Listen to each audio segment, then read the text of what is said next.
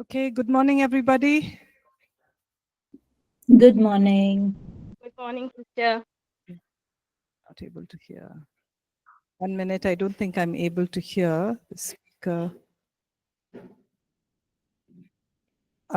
Can somebody online I'm just trying to see if I can hear. Good morning, Good sister. morning. Okay, 1 minute.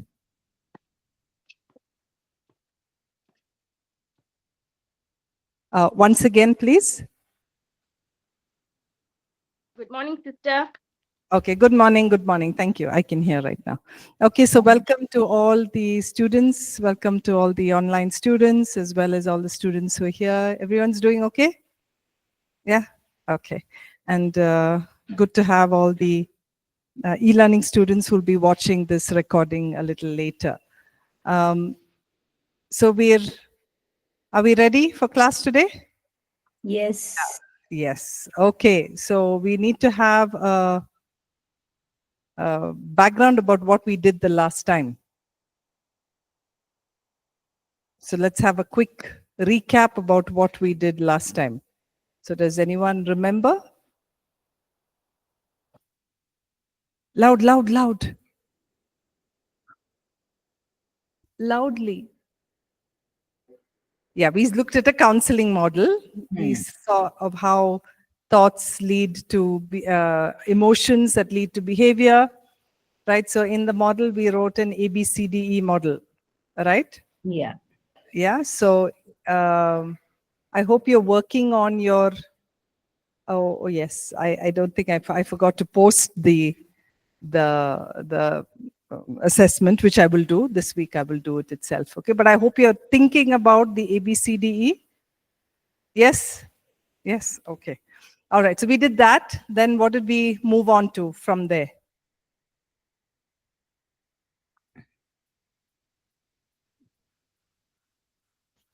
Yeah, what did we move on from there? Stages in the helping process. Yes, we are looking at stages in the helping process, and we did the first one the last time. We looked at exploration, right? The stage of exploration. Yes. Okay, I'll just share my screen, and then we can look at that from there.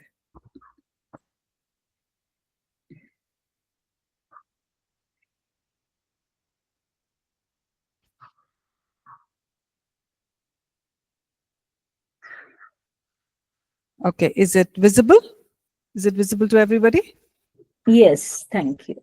Okay, all right. So we were looking at the last three stages, the three stages, and we looked at the first one of the stage one, which is exploration, where we are reviewing the current situation, and we divided it into two parts, right? The first one we did was an assessment. We looked at 10 different basic life areas that the person goes through, and what needs to what are some of the details that we may need to find.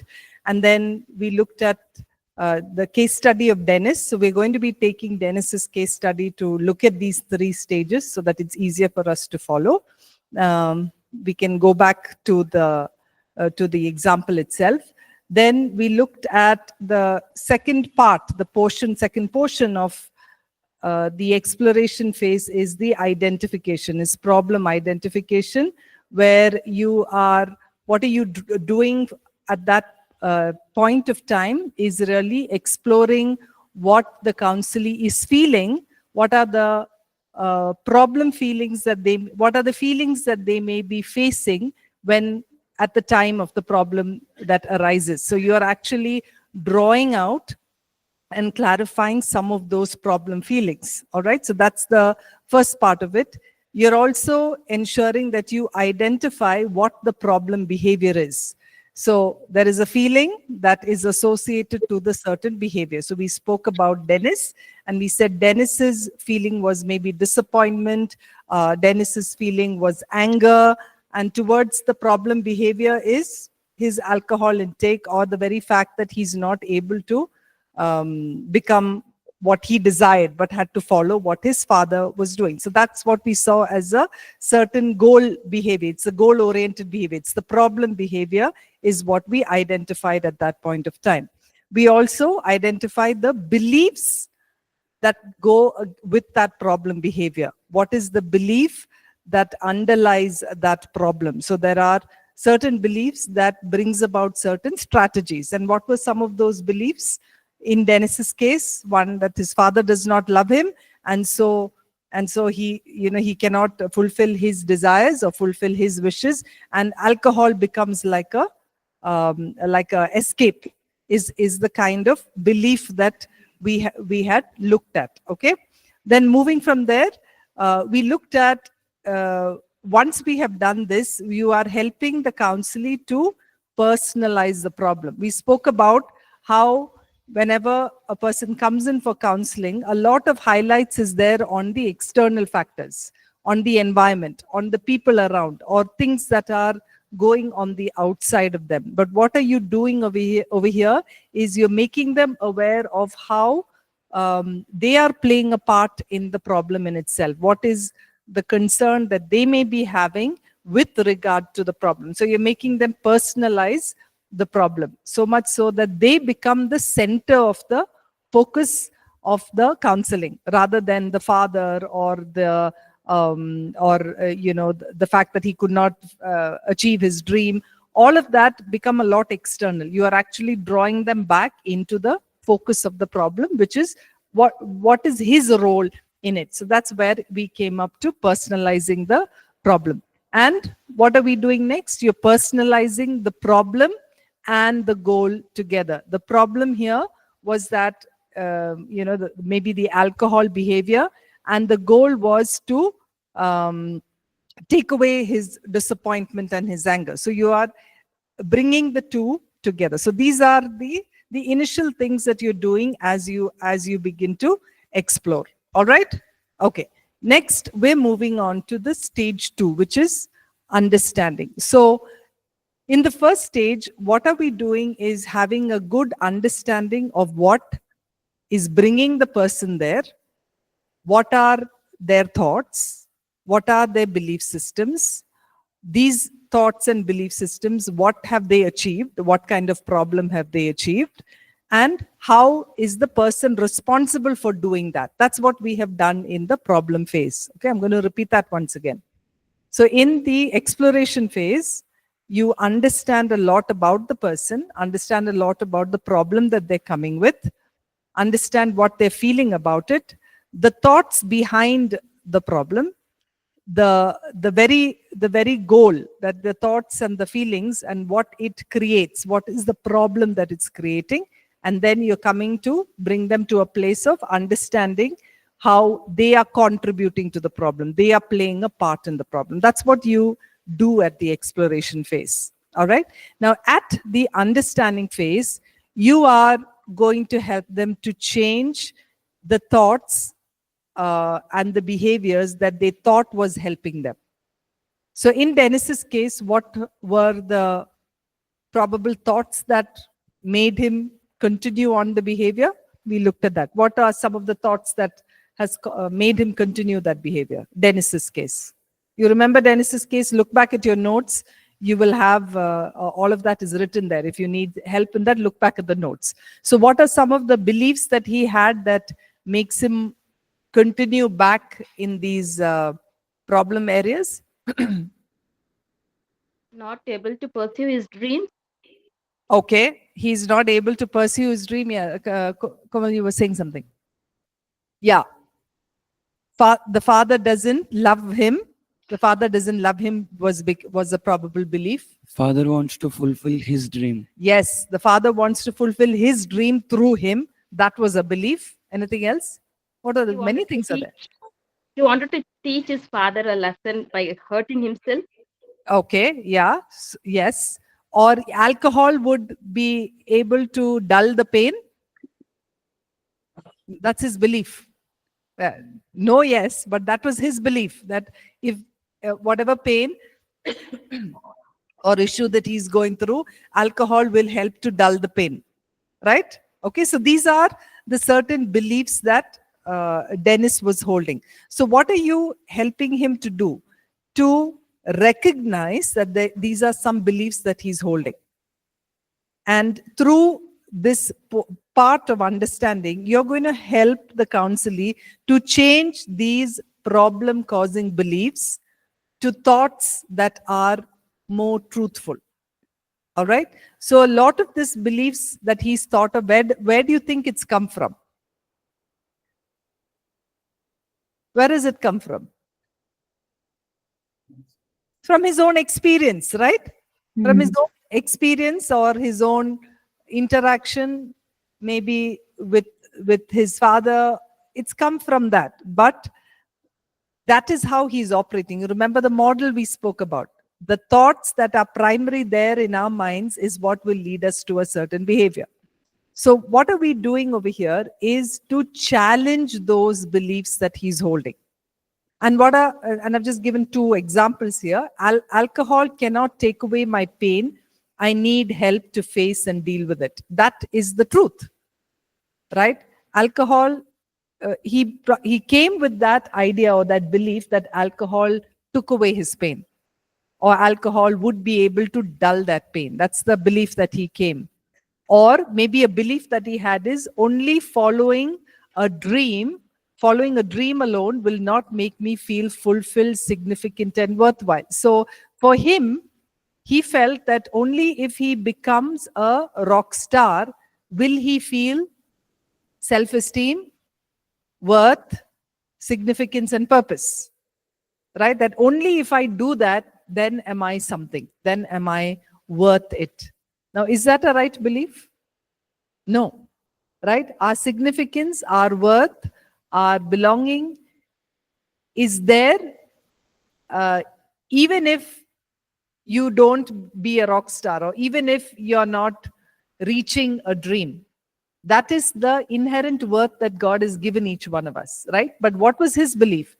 Only if I become a rock star will I have self-worth, will I have significance, will I have purpose. That was his belief. So what are you doing through this is to help him change that problem-causing beliefs. So in order for us to come to that change, that's why in the exploration phase, the conversation needs to go to such a point that he comes up with these beliefs. What do you believe about yourself? Or what do you believe alcohol does for you? What do you believe your father has in mind? It's when you ask these questions, do these things come up in the exploration phase? So what has come up there is what you take up for more of a scrutiny or more of an understanding. Okay? So what's the goal? The goal is to change those beliefs. Because now let's look at Dennis itself. You may be able to tell him many things about how alcohol is bad or alcohol will harm him, all of that, right? But that's a lot to do with external factors. Until and unless he begins to see within himself that he has used alcohol as an example, as a coping. And that is not going to free him from whatever his very crucial need is, which is that need for significance, need for worth, need for purpose, or need for belonging, right? So those three needs, you remember those three needs, right? What are those three needs? Significance, security, and worth, self-worth, right? Or self-acceptance or self-esteem. So these three things is what he feels has been lost as a result of maybe the force of his father, or the fact that his father wanted him to do engineering. And so he's believed that unless and until I can become a rock star, I cannot really fulfill these three needs. That's his wrong belief. So what are you doing through that is to begin to challenge that, is begin to help him understand and see that. So that's what you're doing. One of the biggest goals is to change the problem-causing beliefs that come about. Okay, is that clear? Okay, so when you're changing, now let's go back to the ABCD model. What do you do for the, how do you change wrong beliefs? How do you change the wrong belief?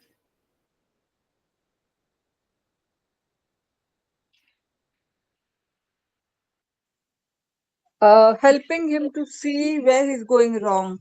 Okay, so you identify the belief first. Yes. Then what is D in the model? Disputing it. You're helping to challenge or dispute it, right? So disputing the wrong belief is actually getting him to think whether this belief that alcohol will dull the pain is a reality. Is it truth? Does it really do that for you? Right? Or that if you don't become a rock star, there is nothing about you. Is that truth? So you're disputing it, you're challenging it. And then what do? You dispute it and you replace it. Yes. Help. So you're not going to do the replacing for him. You're actually helping him to replace it with a right belief. Here, replacing it with a true belief which is in harmony with God's word. So which is, Dennis feels that, what is his wrong belief? That without me fulfilling my dream, I am nothing. I'm a nobody. That's his wrong belief. So you challenge it. Is that true? That only when you perform something, or when you get success in something, or when you are good at something, is that what reflects your true self-worth? That's not true. Then what is it that reflects your self-worth? So we get him to think about it and come to a place of understanding that inherently, when God created each one of us, he gave us that sense of worth. He gave us that sense of security. He gave us that sense of significance in him. Is that clear? So that's what you are doing through the second phase of understanding and goal setting, where you are helping him to change the thought process. Why is it important? Why should we help in changing the thought process? Look at that circle in the previous chapter. Thoughts lead to, emotions lead to behavior, right? If I think that alcohol is going to take away my pain, how will I behave? How will I behave? If I think alcohol is going to take my pain, how will I behave? I will go drink alcohol, isn't it? Right? If I think that only I can get love from only one person, how will I behave? I'm just giving another example. How will I behave? Yeah, you will become very clingy and dependent on that person, isn't it? Okay. If I think that only my job makes me successful, how will I behave? You will put a lot of time and effort into your job and nothing else will matter. If I think only money can save me, what will my relationship with money be? Run after money. You run after money. Do you see that? So whatever your thoughts are, the belief system of a certain thing is so important because it makes you behave a certain way. So in Dennis's case, it's just not important to get him off the physical addiction to alcohol, but what he thinks about it. Or it's just not enough to patch him and his father and say, okay, give him advice and say, you should love your father. He's your father. He's done so much for you. But to tackle the belief that he has about his father. Do you get it? So that's why it's important to tackle the beliefs whenever you are working with somebody. Beliefs or the thought process when you're working with somebody, because that's where all of the problem begins, in the way that we think of a certain situation. Is that clear? Okay. Does anyone have any questions? Because this is something very, very important to remember. Because any person who comes to you, if we are going to just help them superficially, like for example, someone comes in and tells you that they feel very unloved. Okay? How would superficially helping them be? Maybe you find a partner for them and say, okay. Is that going to solve their problem? No. Why? Because deep within, there are many, many things that make them think that they are unloved. It's because of the beliefs that they have had, because of their experience, whatever it may be. It may be true that it's come as a result of an experience. But nevertheless, that is something that we need to tackle. The thoughts that we have about our problem. All right? Okay? So, yes. Another question. Yes. Now, every problem have two parties involved, right? Like here in this case, the father is really treating him badly. Correct. So if the other person doesn't change, this person is trying to change, and the father keeps on pulling him down and speaking ill about his, then how does it work? Okay. So, you're right that in situations like this, there may be two people who are involved. But nevertheless, it does not take away the responsibility of Dennis to work on his thoughts, his feelings, and his behavior. Your environment can be difficult, your environment may not change, but that is not an excuse or a reason for why I should not be working on my own thoughts and my beliefs. Okay? So we have to bring this to his notice then. Yes, yes. And that's why a lot of times in counseling, especially when there is more than one person involved, like let's say in marriage counseling or in family counseling, you do involve the other person as well. Yeah. Right? So in this case, at a point of time, you would involve Dennis's father to recognize or to come up to look at his area of the problem. Now, his problem may be completely different from Dennis's. Now again, we're just supposing, but I'm just helping you understand. Suppose you're meeting with Dennis's father. Dennis's father may have thoughts of how irresponsible his son is, of how much he's done for his son, how much he probably have paid for an engineering seat, and how ungrateful he is, and he wants to do a mediocre job like being a rock band singer. So these may be some things that he's coming up with, right? Now, when you're tackling it from the father's end, we need to understand what are his problem thoughts. Maybe his problem thoughts is, if my son doesn't become an engineer, what is society going to think of him? Is that a problem thought? Yep. Yes, right? Or he may say that, I've put in, my son has to take on my family business, and this is something he has to do. Is that a problem thought? Yes. Yes. Right? So with the father, you're doing the same thing of challenging that thought, right? To help him see, what does it mean to you if your son does not become an engineer? So he may say, I've lost everything in life. People are going to make fun of me. Or so you do get to see where his heart is, right? So Yeah. So in situations like this, you're working even with the other person, in this case the father, independently, to come to a place of challenging his own beliefs and thoughts as well. Yeah, does that make sense?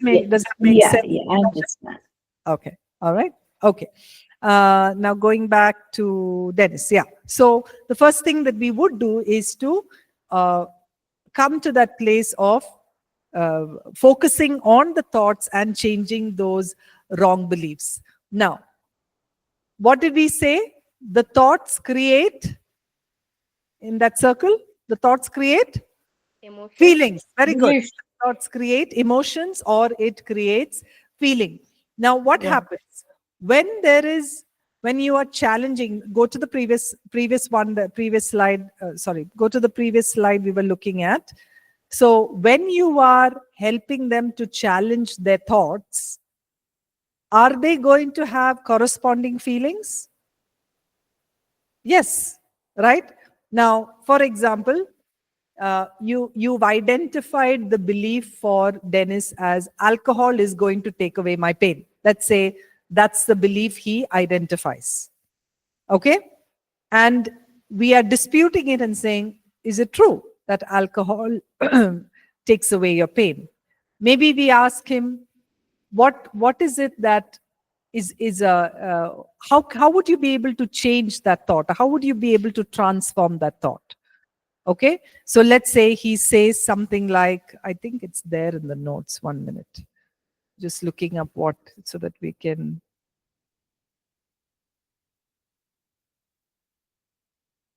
Okay, so the new belief could be alcohol cannot take away my pain.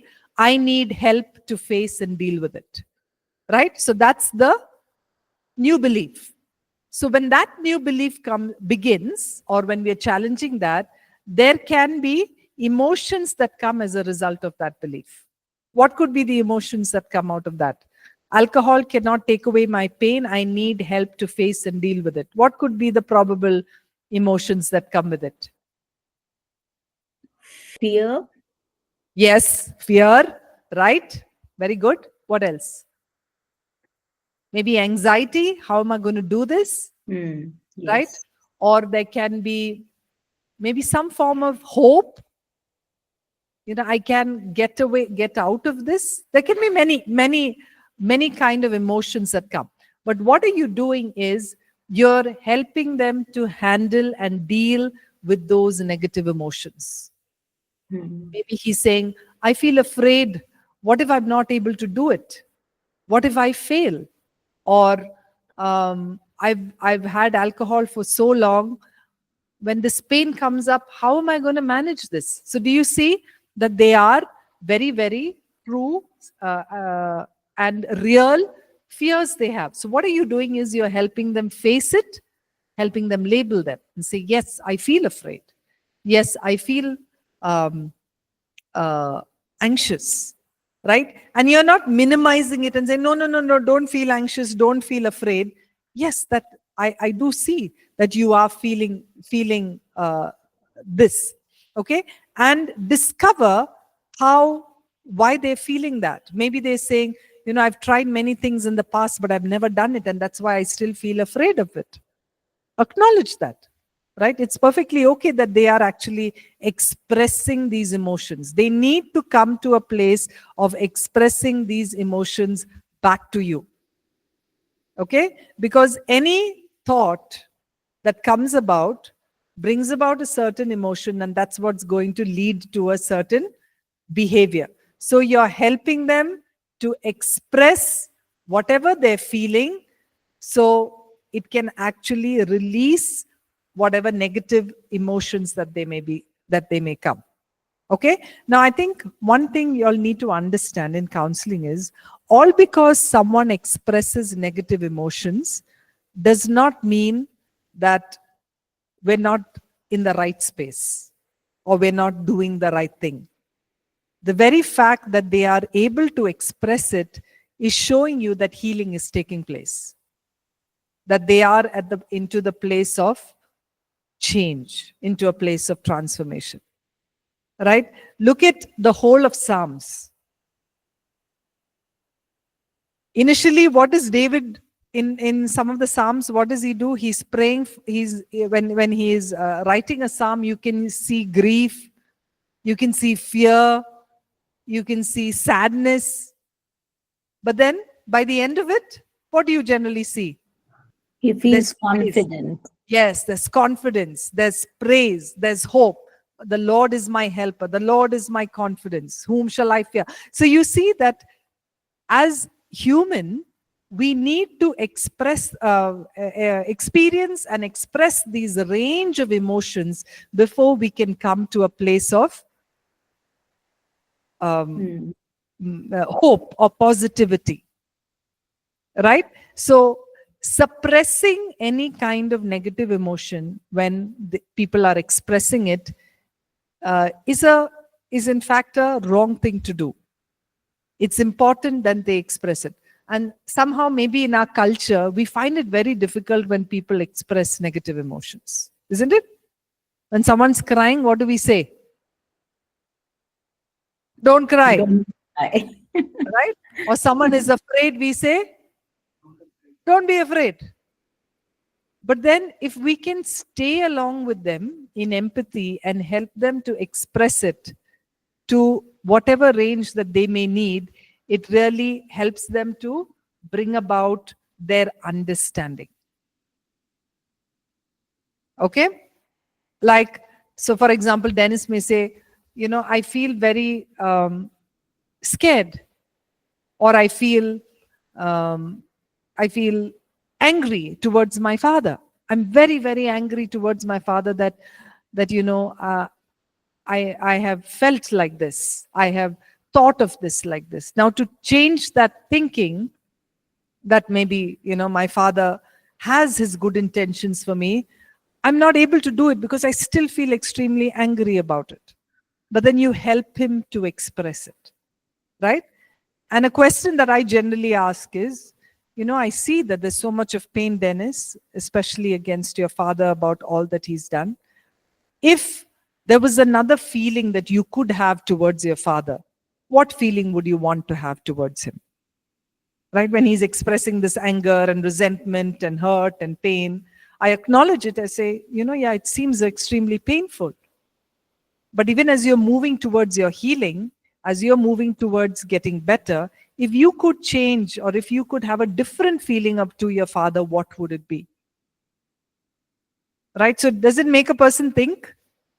Yes, he may say, yeah, I want to begin to understand my father a little bit more. Maybe why he said that, is probably because of his childhood or his background. So what are you doing over here? You're helping Dennis to become more aware about why his father is the way that he is. Does that help? Yes. So when he is beginning to do that, he's actually thinking of, okay, how can I look at my father differently? How can I begin to see that my father has his own flaws or has his own expectations? How can I begin to see that differently? Okay, are you all here with me, or are you losing me? Here with you. We're with me. Okay, thank you. All right. So that's what you're helping him to do, to get him to express that feeling so he can come to a place of making changes. Okay? And where do these changes begin, and how do you begin to reflect this in that 5 levels of functioning? Remember our 5 levels of functioning? What is it? The 5 areas of functioning? Physical, spiritual.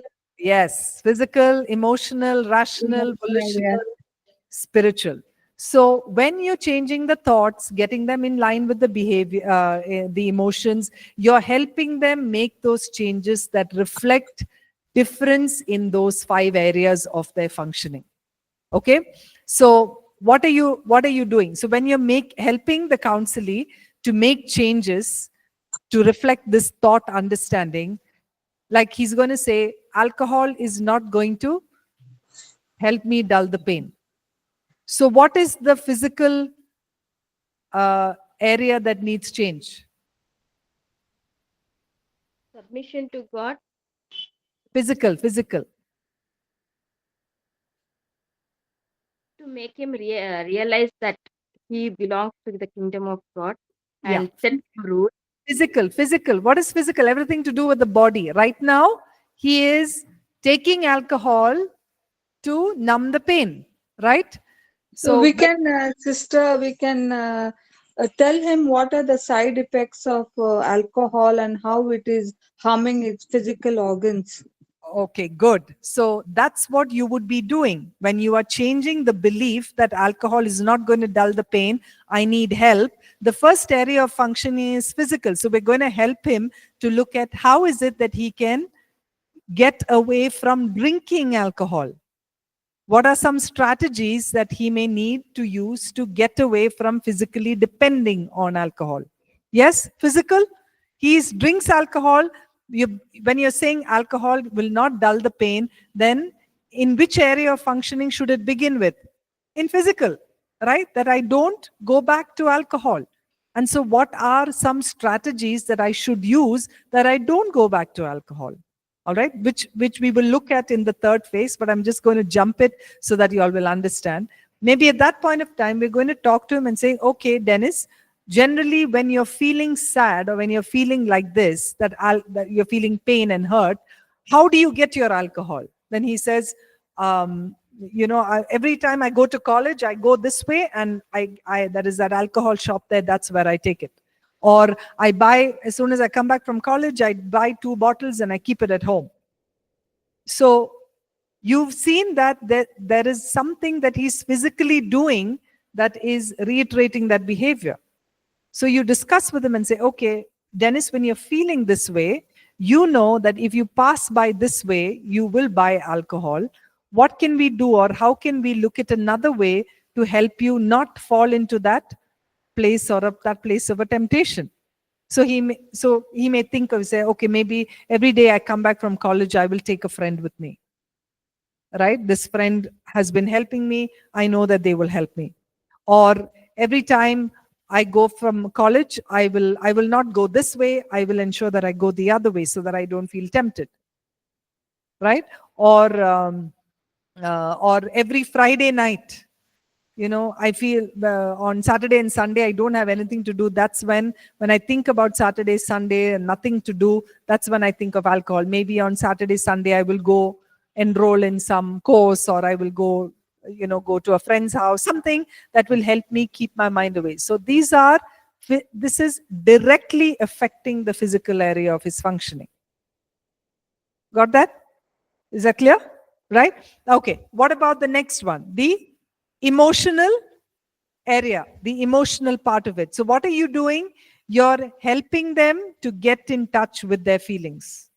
So every time he knows or he thinks that alcohol is not going to take away the pain, I need help, that fear may come up, the anxiety may come up, which you are helping him to work through.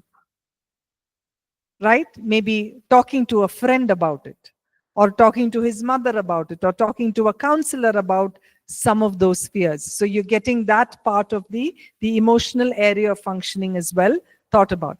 Rational. Changing those beliefs. We are looking at changing that belief, right? So every time that belief comes to him, I'm feeling so hurt, I need to go drink alcohol. So he reminds himself. Maybe you help him to write it on a note, or you help him to maybe find a scripture verse that he can think about, or maybe he goes to a friend who reiterates this new rational belief for him, right? That actually is going to help him to exchange that, I know alcohol cannot help me, I have to stick through this, I have to find other ways to help me. Right? Okay. Then comes volitional, where he's making the choice, where he tells himself, maybe I have the power to make the choice. If it is not me, no one else will do it for me. I have to make the choice. So it's a battle. It's maybe a regular battle that you may need to reiterate. And the last one is the spiritual one, where the belief that we were talking about is that significance, security and self-worth does not come from alcohol, or it does not come from my becoming a rock star, but it comes from knowing that I am God's creation. So these are things that you are actually helping him to integrate into those areas of functioning. Right? So do you see that it's just not as simple as that one sentence and say, okay, alcohol will not take away the pain. So remember that. But then the discussion or the conversation has to move into all these 5 areas of functioning. Is that clear? Clear?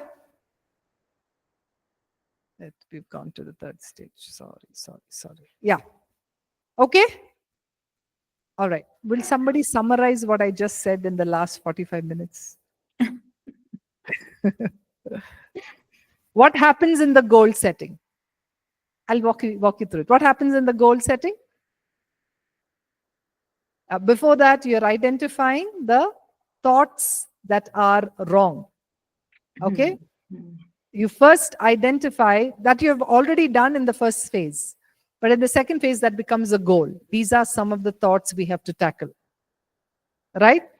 And then once we've identified the thoughts, you help him to dispute and replace it with a new belief.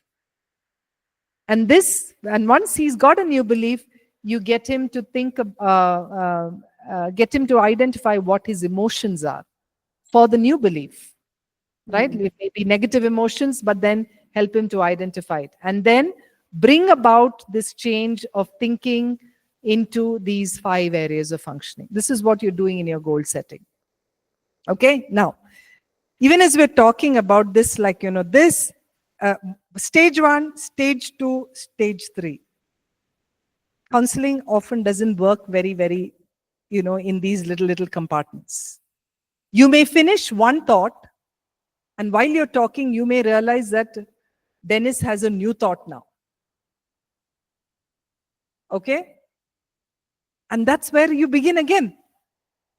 All right? And then while you are halfway, maybe the first thought is, he's figured that out. Maybe, let's say, the fact of his father, the fact of becoming a rock star. He says, okay, I understand that that may not be something that gives me significance. I can think about it later. I don't want to think about that right now. But maybe there's something else that comes up. So this is something that you keep going back and forth to help to see what his thought process is like. How do you generally see change? What is evidence of change? How do you know someone has changed? Through their behavior, through their actions, right? Yeah. That's how you know change has occurred. If they're coming back with the same behavior over and over again, you know that the thought process is still not broken. They are still in that mindset.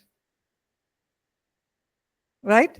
So let's take a completely different example.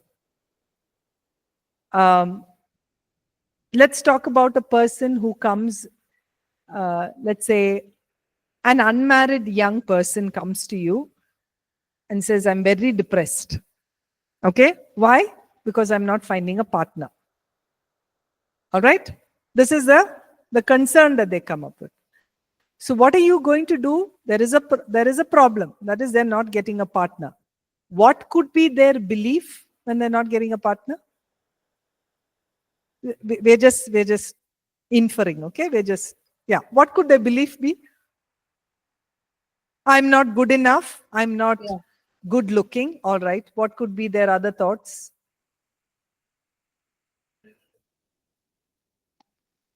Okay. Maybe I'm not... being single rest of the life. Yeah. What if I am single the rest of my life? I can't stay single rest of my life. Or I don't have enough money and that's why nobody is marrying me. Right? What could be the other things? Loneliness. Okay. So marriage is what will only complete me. Yeah? There are broken marriages happening around. Okay, so you see, with the belief is how you are going to respond.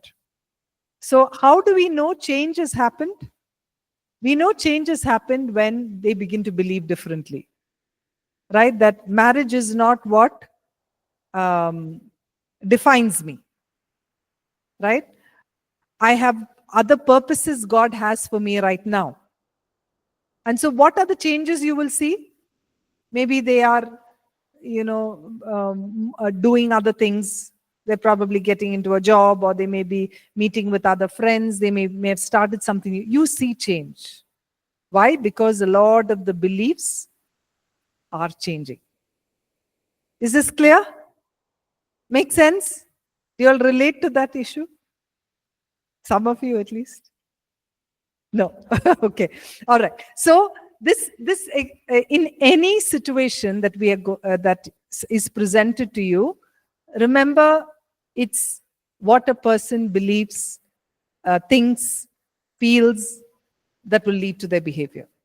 And that's what you are attempting to transform and attempting to change in a way that their beliefs are in alignment with God and His Word and with truth. Okay? Now, as I'm saying this, it's much simpler to do this with believers, but very difficult, quite difficult, to do it with those who don't believe. Because, you know, in a lot of time, if you look at the world around, where does their significance, worth, and security come from? Where does it come God. from? From God. In the world, in the world. Yeah. Yes, it'll come from their family. It'll come from their family name. It'll come from their good looks. It'll come from their money, from their job, from whatever faith they may have. Yes, right? And we know that all of that is fleeting. It's temporary. It's there one day, it's not there the other day. So you see what kind of an anchor sometimes people hold on to, that if something breaks, then again they are back in the same place. So, and that's why I said it's much easier to work with believers, because there is one anchor for us where our security, our worth, and our significance lies. And that is in just knowing that we are the Lord Jesus's. Nothing we do creates that for us. Does this make sense? Yeah? Okay. Any questions before I go on to stage 3? Any questions? If not, we can stop for a break and come back. Sister, I have a question. Yes. How do we counsel this single girl who wants to marry? How do we counsel her? In what way? So, as I was saying, what you're doing through this... She's not a believer. Okay. So, you, again, what we, even if they are believers or non-believers, you're actually going to get them to analyze their thoughts around this issue. Right? About what is she thinking? What does she think marriage will do for her? What is she thinking marriage, if she a partner will do for her? Yeah, so it all goes back to helping them see their beliefs. And that's where we create an opportunity for people to begin to see that their worth, their significance, and their security in whatever they're holding on to is very, very flippant, is very temporary. Okay. And Okay. that's your opportunity to bring about the gospel. Yeah, okay, sister. I get Yeah, it. so in every situation, your mind is looking at what way can I bring about the gospel, right? And like I said, some people take it, some people don't, right? And so Yeah. and there are times that people say, no, you know, I don't understand this, or this is too far-fetched for me. I still think that my security will come from something I have, right? So you have presented it to them, but they have made the choice to look back onto themselves, right? And so while you're discussing it with them, you're helping them see the pros and the cons of that, on relying on themselves as humans and relying on maybe something you've presented with, a God who gives them that worth and significance. But it's their choice. So initially when we are questioning them, not questioning, but investigating, our aim should be to make them realize their 3 basic God-given needs. Yeah, so that's where you're heading to. Maybe you're not going to do that probably in your first couple of sessions, because see, remember, I remember I mentioned that, talking about this is like getting from the outside of an onion to a core of the onion, right? Okay. And that Mhm. doesn't happen in like one shot. It has to be peeled slowly, steadily, for people to really understand that, okay, at the core of my problem is not that I want a man. At the core of my problem is the fact that I don't feel worth. I don't feel significance. I don't feel purpose. Hmm. All right. So that's the core of the problem. And that's where you're bringing them to. That, But not immediately, slowly over. Okay. yes. Because even if you point it out immediately, it's not going to make any sense to them. It's stages of realization that they come and say, yeah, I do see that I have looked for companionship in order to make me feel important. So then I may pose a question like, let's say, maybe your husband or your fiance, he's human too. What if there are points of time that he disappoints you? What would it mean to you? Right? So this gets them to think about where they are holding on, where their anchor is,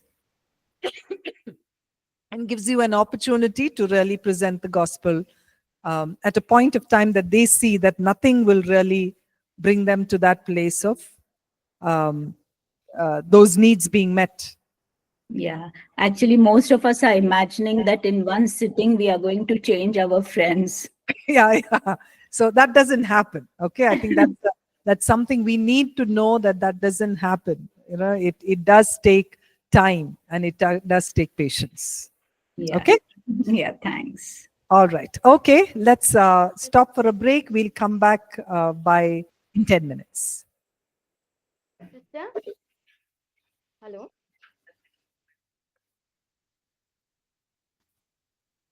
Hello? Yes, Lucy?